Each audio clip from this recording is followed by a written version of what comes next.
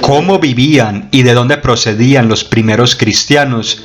Desde que el general Pompeyo entró en Jerusalén en el año 63 antes de la era común, la tierra de Jesús estuvo supeditada al dominio romano. Jesús y sus primeros seguidores eran plenamente conscientes de esta realidad. ¿Y cómo no serlo? Si Herodes Antipas, el tetrarca de Galilea, construyó una ciudad enorme y suntuosa en honor al emperador Tiberio, Tiberíades. Esta se erigió como una lujosa urbe que ensombrecía a las personas más humildes que desarrollaban su vida a orillas del lago Genesaret, mismas personas que poblarían las filas de los primeros seguidores de Jesús, el Galileo. Galilea era un emplazamiento clave dentro de la geografía romana del Próximo Oriente, pues esta estaba emplazada en un álgido punto de interconexión entre los pueblos del desierto y las rutas marítimas que se abrían ante el inmenso abanico de los pueblos mediterráneos. En la época de Jesús había una dialéctica entre el campo y la ciudad. En la ciudad vivían los propietarios de las tierras, los grandes comerciantes y en fin, quienes podrían gozar de la ciudadanía romana. Allí estaban todos los que mandaban. Por otro lado, en el campo vivían hombres y mujeres iletrados, desposeídos de la tierra, que debían trabajar arduamente por un irrisorio jornal. En este último grupo, el de los desarraigados, se fue posicionando en las mentes y en los corazones el mensaje de esperanza de Jesús.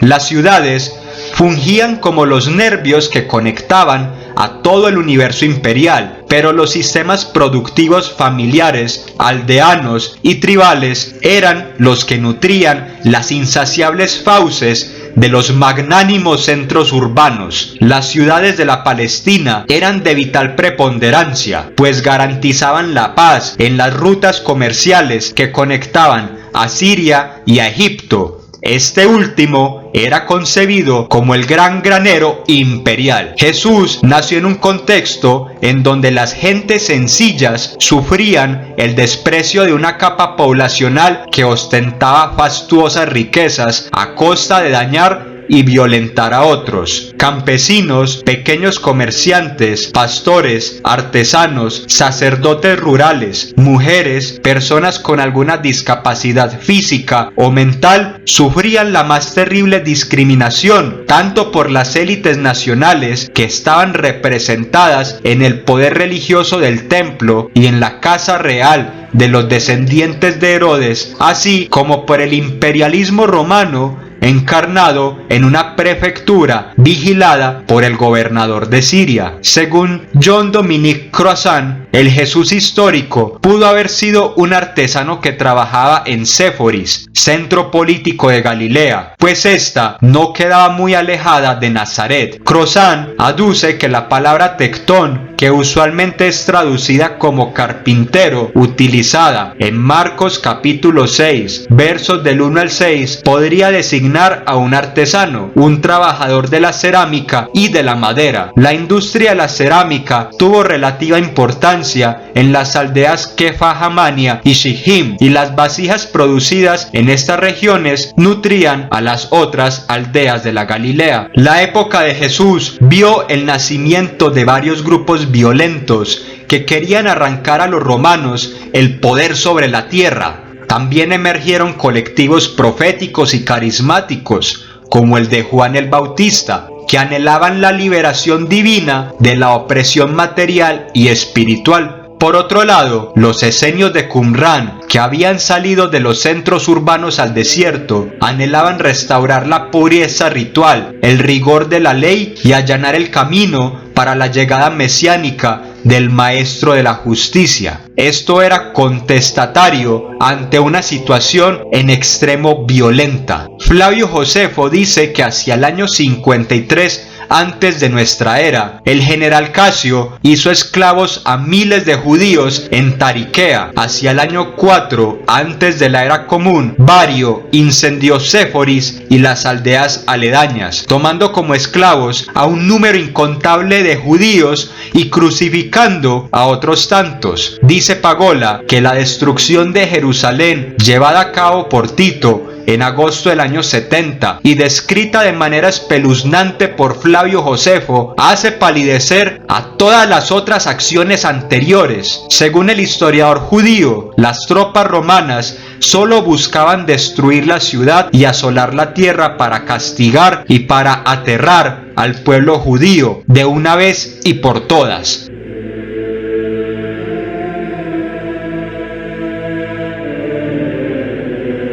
Por otro lado, las personas también estaban desesperadas por las políticas crueles de Herodes el Viejo, que bailaba al ritmo de sus amos romanos, tanto así que fue capaz de colocar un águila imperial de oro a la entrada del templo de Jerusalén y quemar vivos a los maestros de la ley y a sus estudiantes que se opusieron ante esta medida. Jesús y sus discípulos eran vasallos del rey títere Herodes Antipas, hijo de Herodes el Viejo.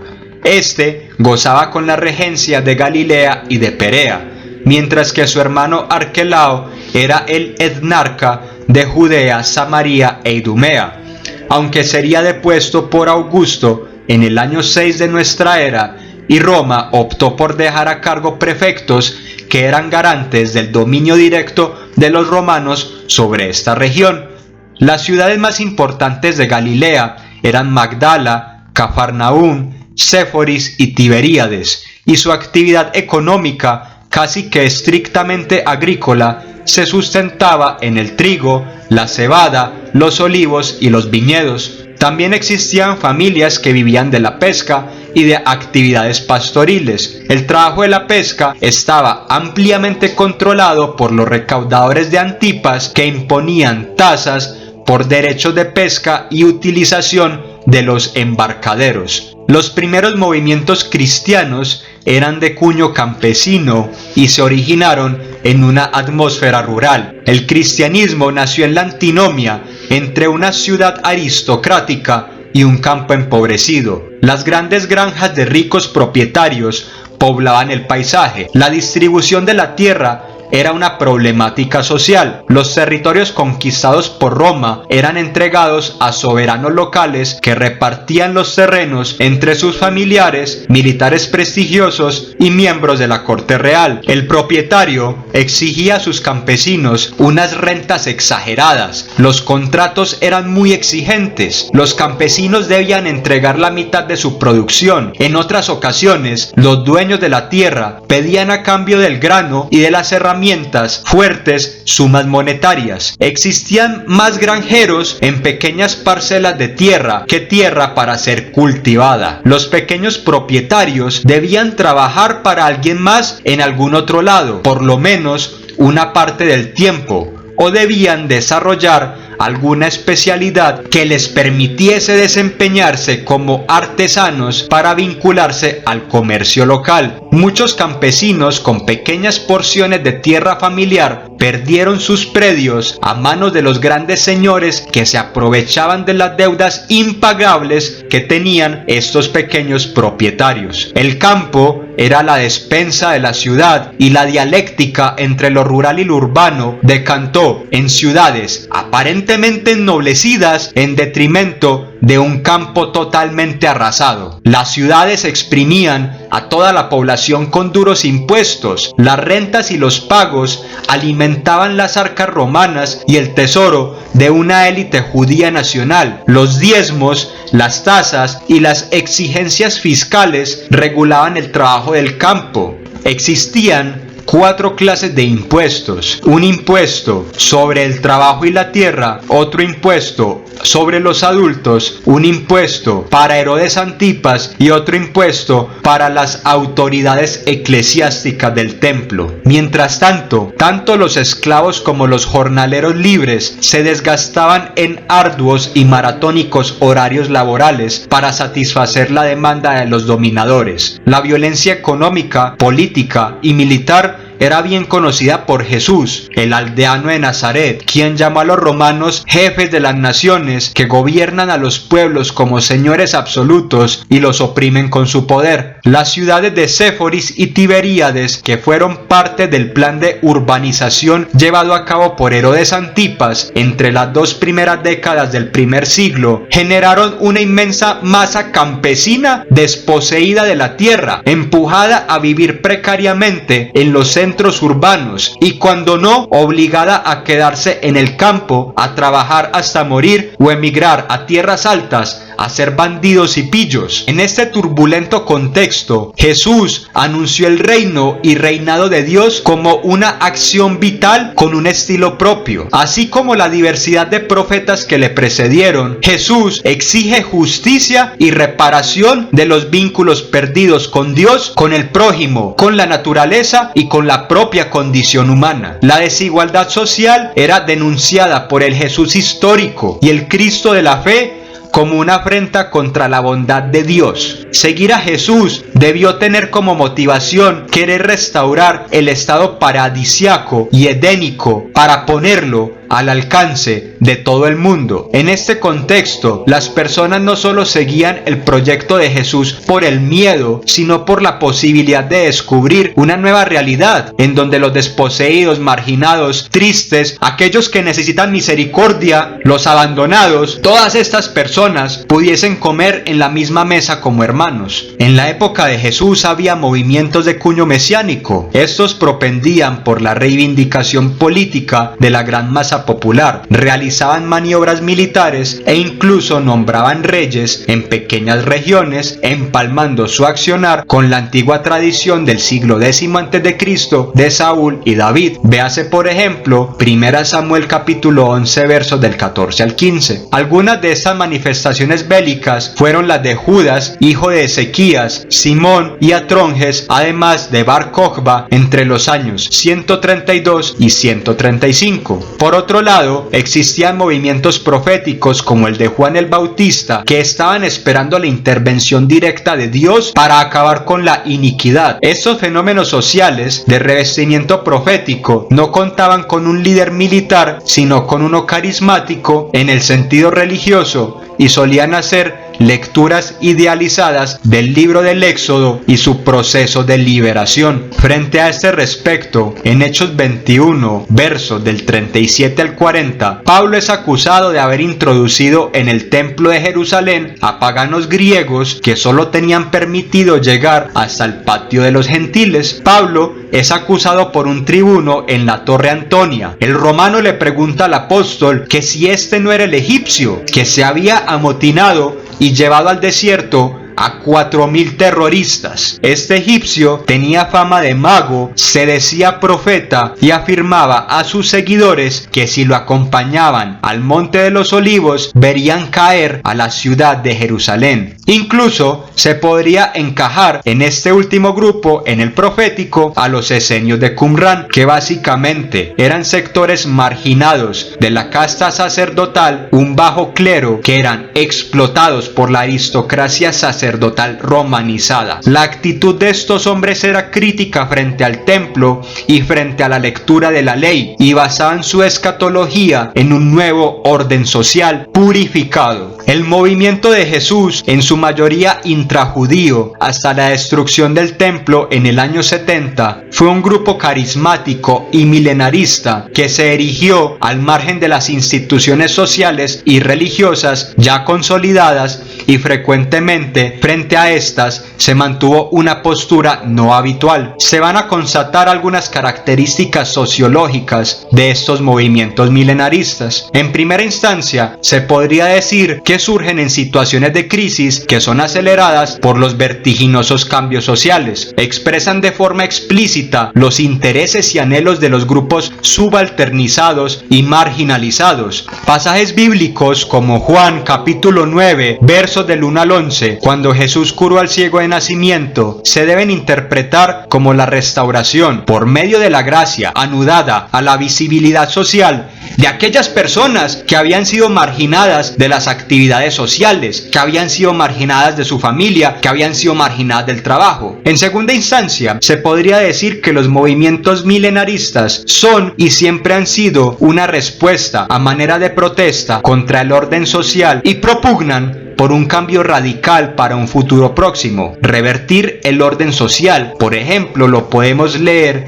en Mateo capítulo 20, verso 16, de modo que los que ahora son los últimos serán los primeros, y los que ahora son los primeros serán los últimos. También se propendía por anular a la jerarquización, como por ejemplo en Marcos capítulo 9, verso 35. Entonces Jesús se sentó, llamó a los 12 y les dijo: si alguno quiere ser el primero, que sea el último de todos y el servidor de todos. En tercer lugar, un movimiento milenarista exige la existencia de un profeta que logre catalizar toda la situación contradictoria que se vive en el seno de la cultura y que logre canalizar a todo el descontento social. El profeta interpreta la realidad de forma que empodera y brinda capacidad de agenciamiento a los grupos marginados. Sociológicamente, un profeta posee una autoridad que no es tradicional, como la del sumo sacerdote, que era hereditario y vitalicio, o la de los levitas del templo. Tampoco es una autoridad de tipo racional legal, basada en normas de ordenamiento social, como las de los doctores de la ley judíos. Por eso, en la carta a los Hebreos se hace ese paralelismo entre Melquisedec, el sacerdote del Dios Altísimo, que no estaba unido a la casta sacerdotal,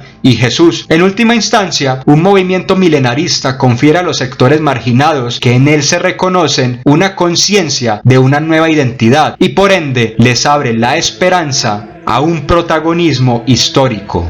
Cuando el evangelio se fue esparciendo por todas las latitudes del orbe, fue encontrándose con horribles problemáticas sociales e intentó dar respuesta a estas, intentó inmiscuirse en la cultura. La comunidad cristiana de Corinto, que fue consolidándose hacia el año 50 de la era común, puede brindar una radiografía sobre la composición social de las primeras comunidades reunidas en torno a la figura de Jesús. Esa colectividad consagrada en torno a un testimonio religioso estaba poblada en su gran mayoría por jornaleros, trabajadores y esclavos. Existían a su vez algunos miembros notables o con algún estatus social más elevado, como Crispo, jefe de la sinagoga de Corinto. Pablo vio la inmensa brecha económica que se levantó frente a sus ojos. Los miembros de la iglesia de Corinto, que gozaban de más riquezas, humillaban a sus congéneres. Los trabajadores no podrían gozar de los alimentos que ofrecía la cena del Señor porque llegaban tarde después de una dura jornada laboral. Los más pobres pasaban hambre y no hallaban nada que beber ni que comer porque los más ricos se adelantaban en la ingesta de alimentos. Para Pablo, esto era un inconveniente estructural. La comida debería ser comunitaria. Para estos primeros cristianos, el símbolo y la realidad divina eran una y la misma cosa. La vida sagrada y la vida profana estaban trenzadas. La unión entre los cielos y la tierra, la carne y el espíritu, se hacía inminente. Por ende, la comida comunitaria, en donde se fraccionaba el pan, se compartía del mismo cáliz y se departía en la misma mesa, ratificaba la presencia del Dios vivo, y excluir a los miembros más pobres que directamente dependían de la cena del Señor era ofensivo contra la memoria de Jesús. Para los primeros cristianos, la comida en común era un gesto material, pues saciaba el hambre de los necesitados. Era un gesto con un horizonte antropológico, pues le daba cohesión e identidad al grupo, y era un gesto de tipo teológico porque permitía a los comensales compartir en el mismo banquete que Jesús, con la misma esperanza puesta en la restauración espiritual, cósmica y social. Frente a este respecto, el padre Hernán Cardona afirma: en este contexto de las comidas en común, los integrantes del movimiento de Jesús pueden vencer el hambre, logran crear la solidaridad, se sirven todos mutuamente y rechazan de esta manera un sistema económico vigente que no les brinda estas posibilidades y menos aún idénticas condiciones. Se podría hablar de comunidades que resisten el modelo impuesto en Palestina por el Imperio Romano, el cual clasifica a la gente en pocos ricos, cada vez más ricos, y en muchos pobres, cada vez más pobres. Las comidas en común crean un ambiente de fraternidad, hacen sentir a todos hermanos, vencen prejuicios, liberan de numerosas enfermedades. Ellas conforman grupos que tienen un estilo de vida comunitario, donde se rechaza abiertamente la comercialización romana. Los testimonios sobre Jesús argumentan que él mismo propagó la práctica de las comidas en común. En Marcos 2, versos del 15 al 17, se habla de la comida en la casa de Leví, con publicanos y con pecadores. En Marcos 6, versos del 34 al 44, hay consumo sobreabundante de pan. En Marcos 8, versos del 1 al 10, Jesús da a conocer a las multitudes el alimento. En Marcos 14, versos del 3 al 9, Jesús come en la casa de Simón el leproso. Finalmente, en Marcos 14, versos del 22 al 25, es instituido por Jesús el sacramento de la Eucaristía. Los primeros cristianos insistían en que durante las comidas todo el mundo debería estar incluido. Por eso la parábola presentada en Lucas 14 trata de un banquete abierto a todo el mundo, situación que aún para nuestros días es atípica. El anfitrión, organizador del banquete, insiste en que no se inviten a los amigos, a los allegados, que tampoco aparezcan los vecinos ricos. Se excluye a todos aquellos que podrían pagar la invitación con la misma moneda. Por el contrario, según la manera de pensar de Jesús, se debería invitar a los pobres, a los enfermos, a los discapacitados, a todos aquellos que sufren de la vista o que sencillamente no se pueden mover. En fin, están convidados al banquete todos aquellos que por sus propios medios no pueden llegar al sitio, pero que son auxiliados para que logren compartir en la mesa como hermanos. Hernán Cardona resume este anhelo humano que poblaba a estas comunidades de la siguiente forma: en una comida con estas características cabe encontrar una mezcla amplia de personas, clases sociales, sexos, rangos y grados. Por lo tanto, no hay jerarquía social. A todos los une un evento, una cena, la misma necesidad, alimentarse, la misma esperanza. Ojalá el hecho se vuelva a repetir. Un mismo Señor, el anfitrión, una misma realidad. Nadie los discrimina. Todos se sienten y todos son en verdad iguales. Son hermanos y hermanas, ahora son libres, ahora pueden hablar sin ser coaccionados, ahora pueden juntarse sin volverse impuros ni contaminar con su impureza a los otros.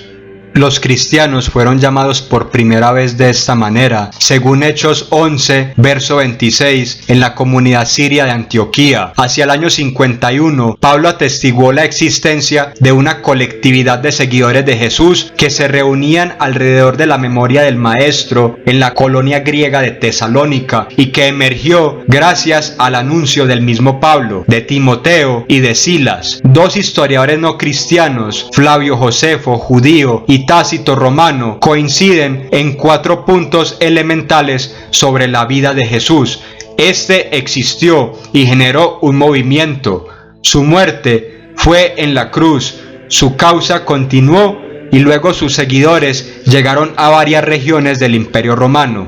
3 escritores romanos, Plinio el Joven, Tácito y Suetonio, que vivieron entre el siglo I y el siglo II de la era común, profirieron en sus textos varios calificativos peyorativos en contra del cristianismo. Plinio aseveraba: el cristianismo es una depravada y excesiva superstición. Tácito, por su parte, infería: el cristianismo es una superstición perniciosa, excitable. Finalmente, Suetonio colegía: el cristianismo es una nueva, mágica y maléfica superstición. Plinio el Joven fue enviado por el emperador Trajano a Bitinia y allí recibió varias acusaciones en contra de los cristianos. Se decía que eran practicantes de magia, canibalismo, orgías e incesto. No obstante, el emisario imperial nunca pudo ratificar tales acusaciones. Tácito, por otro lado, testimonió que Nerón había acusado a los cristianos, seguidores de un tal Jesús, de provocar un salvaje incendio en la urbe romana durante el año 64, incendio que se propagó a lo largo de 6 días. Es claro que en la memoria colectiva sobrevivía el contorno de un hombre concreto llamado Jesús. Sus seguidores lo leían a través de varias lentes. Los judíos lo vieron como el Cristo, el Mesías, el rey y sumo sacerdote ungido que estaba vaticinado por los profetas y que vendría a dar alivio a una situación material, política y espiritual precaria.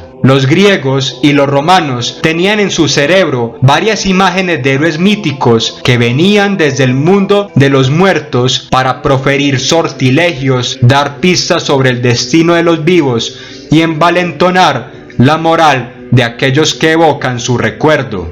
Desde épocas remotas, los seres humanos hemos hecho todo lo posible por preservar la memoria de aquellos que nos han antecedido.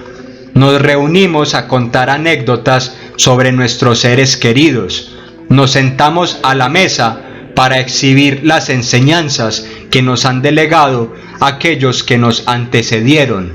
E incluso, afirman los psiquiatras, experimentamos visiones nítidas de nuestros difuntos sin que ello sea necesariamente patológico. Esto no fue ajeno a los seguidores de Jesús. Ellos gozaban de un amplísimo horizonte cultural que les facultaba para leer la vida, hechos, gestos y palabras de su maestro. Antes de la constitución de cualquier escrito, existía una gama amplia de tradición oral que develaba datos y detalles sobre la vida del Jesús de carne y hueso, y tales testimonios fueron fraguándose en profesiones de fe, confesiones, ritos y tradiciones que después pasaron por el rigor del papel y la pluma. Se considera que la más antigua profesión de fe cristiana fue constatada por Pablo en 1 Corintios capítulo 15, versos del 3 al 7. Acá se dice: porque primeramente os he enseñado lo que asimismo recibí, que Cristo murió por nuestros pecados conforme a las Escrituras, y que fue sepultado y que resucitó al tercer día conforme a las Escrituras, y que apareció a Cefas y después a los 12. Después apareció a más de 500 hermanos a la vez, de los cuales muchos viven aún y otros ya duermen. Después apareció a Jacobo, después a todos los apóstoles. Los judíos conocían muy bien diversas tradiciones literarias que ayudaron a edificar esta profesión de fe. Por un lado, en el capítulo 53 del libro de Isaías, se habla del siervo doliente que carga con los pecados y con la injusticia por una misión especial otorgada por Yahvé. En Miqueas, capítulo 7, verso 19, se comenta una acción típica de Dios: abogar por el malvado y liberar al impío del pecado para renacer de nuevo. En el segundo libro de los Macabeos, capítulo 7, hay un fuerte testimonio de una creencia bien extendida en torno a la resurrección de los justos, pues en el martirio de la madre de los 7, ella dice: tú, criminal, nos quitas la vida presente, pero el Rey del mundo nos resucitará a una vida eterna a nosotros que morimos por sus leyes. Para los judíos no había una división radical entre el cuerpo y el alma. Para los judíos no había una división radical entre el cuerpo y el alma. El ser humano era tenido como una unidad coherente e interdependiente de materia, alma y espíritu. Por tanto, la resurrección para las personas de este contexto religioso acarreaba la existencia de un cuerpo ya plenificado y glorificado, aunado a un alma eterna en comunión con Yahvé. Para las personas de origen griego era muy difícil comprender esto, pues según ellos, la carne y la mente estaban contrariadas y en una pelea eterna, soma shema, el cuerpo es la cárcel del alma. Por ello, en consonancia con esto, muchos concibieron que la resurrección de Jesús era netamente espiritual, no en cuerpo. Los griegos y los judíos helenizados pensaban que un ente resucitado sería un conjunto de ondas luminosas que asemejaría a las apariciones de los dioses o de los grandes héroes del pasado. Sin embargo, Pablo esboza la continuidad entre la materia histórica y la materia espiritual.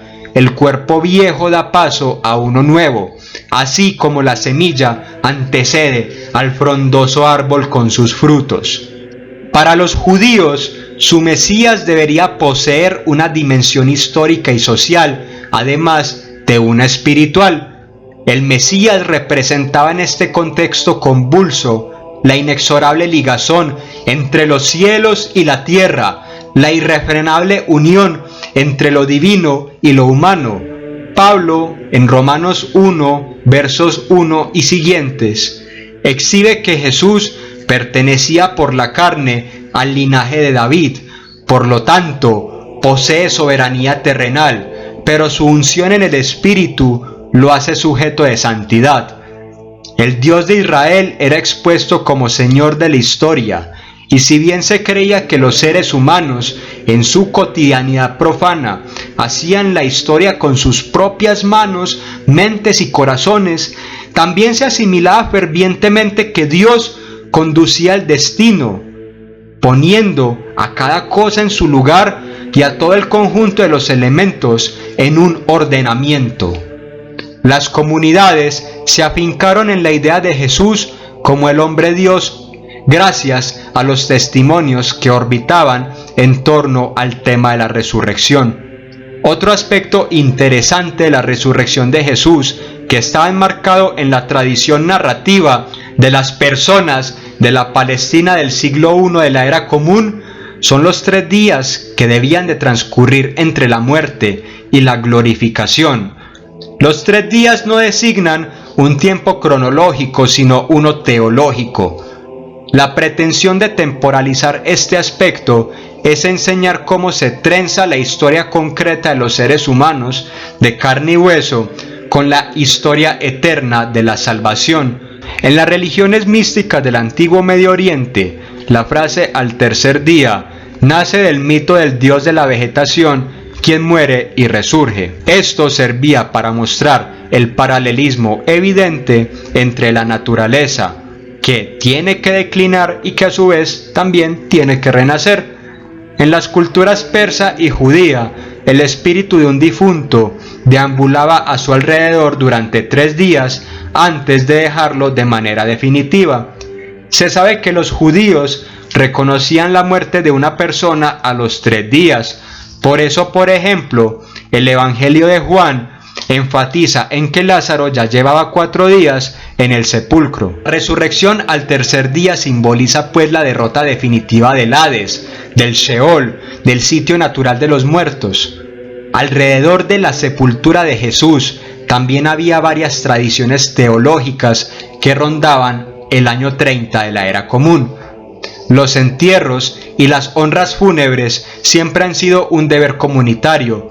La Mishnah establecía que los condenados a muerte por crímenes no podrían ser sepultados en las tumbas de sus ancestros, pero se les podría salvaguardar en espacios de buena voluntad reservados para los decapitados, lapidados, estrangulados, o pareciera que en el caso de Jesús, para los crucificados. Después de 1 año, los familiares podrían enterrar los huesos en estos lugares con honor, pero sin poder guardar el luto público. En el Evangelio de Juan hay una transgresión de este hecho.